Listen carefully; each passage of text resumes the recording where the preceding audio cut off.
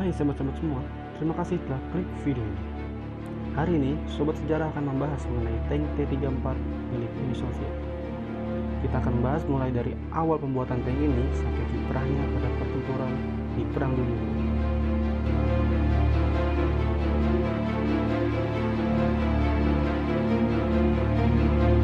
Mulanya, tank T-34 adalah sebuah keinginan dari Tentara Merah Uni Soviet sebagai pengganti tank lama Soviet yaitu tank T-26 dan tank kavaleri BT. Lalu, pada tahun 1937, dimulailah proyek tersebut. Dalam proyek tersebut, ditunjuklah seorang insinyur bernama Mikhail Koskin. Lalu Koskin beserta timnya mulai mengerjakan proyek tersebut di sebuah pabrik yang bernama KHPZ. Koskin dan timnya berhasil membuat prototipe pertama bernama A-20 dan prototipe kedua yakni A-32. Lalu, setelah berbagai percobaan dan pengujian, Koskin mendapatkan sebuah pemikiran tentang tank yang akan ia kembangkan. Pemikiran seorang Koskin, di mana tank yang dia buat harusnya mempunyai sebuah mobilitas, daya rusak, serta armor yang kuat. Lalu setelah serangkaian pembaharuan, akhirnya Koskin berhasil menyelesaikan proyek tersebut dan memutuskan untuk menamai tank buatannya bernama T-34.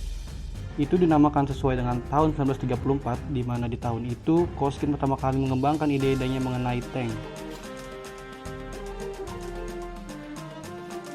Pada September 1940, tank T-34 resmi diproduksi di pabrik KHPZ dan sepenuhnya menggantikan produksi tank T-26, tank BT, dan tank T-28. Produksi seri pertama T-34 hanya dibuat 400 unit sebelum produksi diganti kemudian 1941. Lalu pada Juni 1941, Jerman melakukan operasi Barbarossa. Serangan Jerman ke Soviet ini memaksa Soviet memindahkan beberapa pabrik tank mereka ke tempat yang lebih aman. Karena itulah, pada awal Perang Dunia II, kiprah T-34 masih belum terlihat karena sedikitnya jumlah tank tersebut pada medan perang.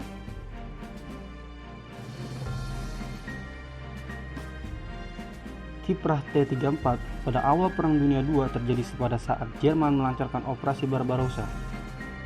Tentara Merah memiliki 967 tank T-34 dan 508 tank KV. Keberadaan tank T-34 dan KV ini mengejutkan Jerman, karena pada awalnya Jerman memperkirakan bahwa mereka akan melawan lawan yang lebih rendah. Namun, dengan adanya tank T-34 di medan perang ini, dapat mengungguli kekuatan lapis baja Jerman dengan adanya armor tebal dan miring, yang menyebabkan kesulitan bagi pihak Jerman untuk menghancurkan armor dari tank yang satu ini. Meskipun demikian, Jerman tetap mampu menghancurkan banyak tank Soviet. Dapat dilihat dari statistik pertempuran pada tahun 1941, Soviet kehilangan rata-rata lebih dari 7 tank dari satu tank Jerman yang berhasil mereka hancurkan. Dapat dilihat dari data juga, sebenarnya Soviet kehilangan total 20.500 tank. Hal ini terjadi karena faktor kekalahan dari segi teknis tank Soviet dari tank Jerman. Dan desain awal dari tank-tank baru Soviet ini masih mempunyai banyak sekali masalah, serta adanya miskomunikasi antar kru di medan pertempuran dan kurangnya keahlian dari awak-awak T-34. Selama periode 42 dan tahun 43, tentara Jerman mulai menggunakan meriam Pak 40-75 mm dan Flak 88 mm dalam jumlah yang massal pada pertempuran melawan Uni Soviet. Hal ini terbukti sangat efektif dalam menembus lapisan baja tank T-34 dari jarak yang jauh. Namun kekurangan dari meriam-meriam Jerman ini adalah mobilitas mereka yang kecil sehingga cukup sulit dalam perpindahan posisi di medan Soviet yang cukup ekstrim. Dan pada saat yang sama, Soviet mulai melakukan peningkatan pada T-34 mulai dari model 1942 dan model 1943. Peningkatan ini menambahkan lebih banyak baju besi serta peningkatan kapasitas bahan bakar, lebih banyak penyimpanan amunisi, dan peningkatan daya rusak meriam. Pada faktanya, T-34 mempunyai peran yang sangat penting dalam menahan serangan musim panas Jerman pada tahun 1942. Salah satu momen heroik ada pada saat T-34 melaksanakan manuver pengepungan ganda yang memotong tentara ke-6 Jerman di Stalingrad. Pada bulan Desember 1942, tentara ke-6 dikepung dan akhirnya menyerah pada bulan Februari 1943.